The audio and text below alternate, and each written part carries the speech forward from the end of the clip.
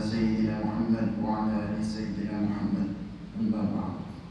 ربي زدنا علما ورزقنا فهما. آمين يا rabbal alamin. Melanjutkan yang kemarin masih membahas tentang adab dukhulil masjid, adab masuk masjid.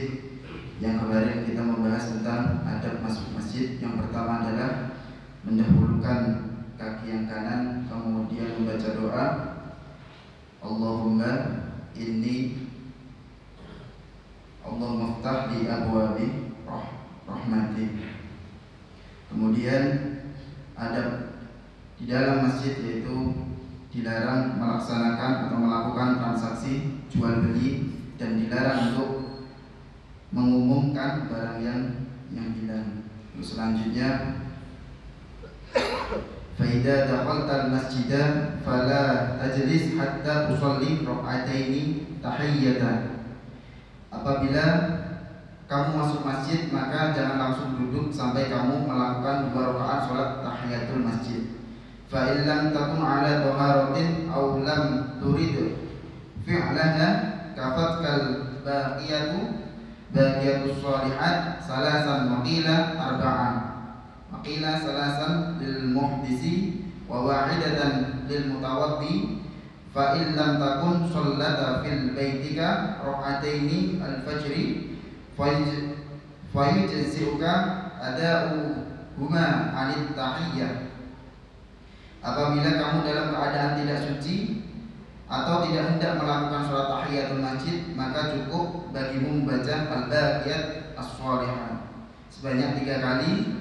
Menurut satu pendapat 4 kali dan menurut pendapat yang lain 3 kali untuk orang yang hadas dan 1 kali untuk orang yang sudah berwudu. Apabila kamu belum melakukan sholat sunnah 2 rakaat sebelum subuh di rumahmu, maka melakukan sholat sunnah 2 rakaat sebelum subuh sudah mencukupi dari sholat tahiyatul masjid. Di sini membahas tentang sholat tahiyatul masjid. Ketika memasuki masjid, disunahkan bagi seseorang untuk melakukan sholat tahiyatul masjid. Diriwayatkan dari Imam Bukhari dan Imam Muslim, idza dakhala ahadukumul masjida fala yajlis hatta tusalli rak'ataini. Ketika kalian memasuki masjid, janganlah duduk sampai melakukan sholat 2 rakaat.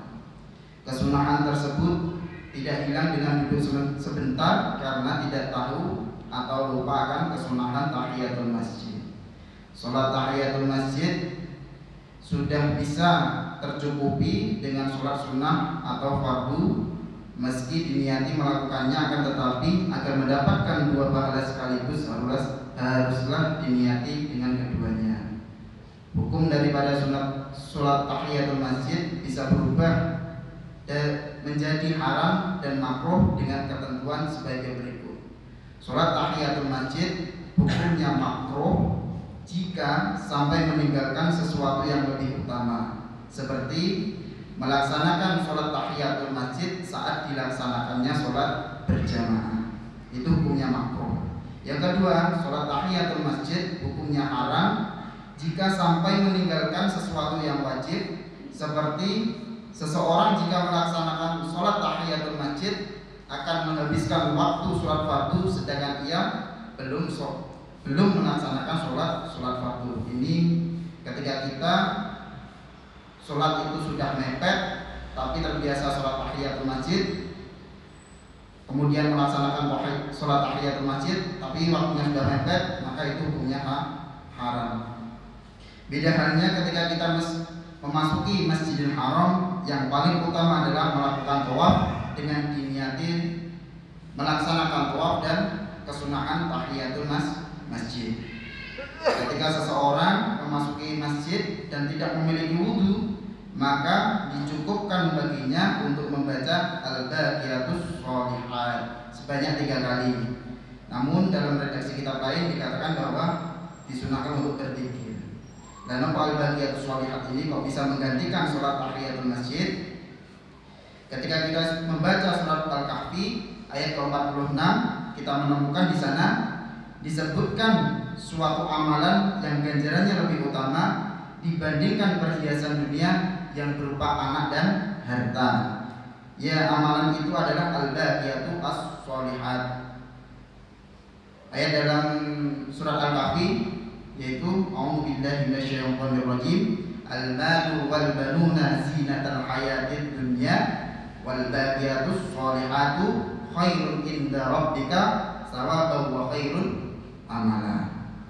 Yang artinya harta dan anak-anak adalah perhiasan kehidupan dunia, tetapi amalan-amalan yang kekal lagi soleh atau al-baqiyatu as-sholihat adalah lebih baik pahalanya di sisi Tuhanmu serta lebih baik untuk menjadi harapanmu.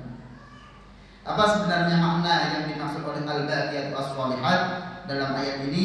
Jika menelaah dalam kitab Tafsir Jalalain, yaitu wal baqiyatu sholihat ya subhanallah walhamdulillah wa la ilaha illallah wallahu akbar zada ba'dhum wa la haula wa la quwwata illa billah. Yang artinya, dan al-baqiyatu as-sholihat yaitu subhanallah walhamdulillah wa la ilaha illallah wallahu akbar. Sebagian ulama menambahkan wala haula wala quwwata illa billah. Jika melihat dalam tafsir ini, kita dapat menyimpulkan bahwa al-baqiyatu as-sholihat adalah zikir yang sering kita baca selepas salat, yaitu tasbih subhanallah, tahmid alhamdulillah, takbir Allahu akbar, hauqala la haula wala quwwata illa billah, dan tahlil la ilaha illallah. Mungkin itu saja yang dapat kami sampaikan. Kurang lebihnya mohon maaf. Assalamualaikum warahmatullahi wabarakatuh. Waalaikumsalam.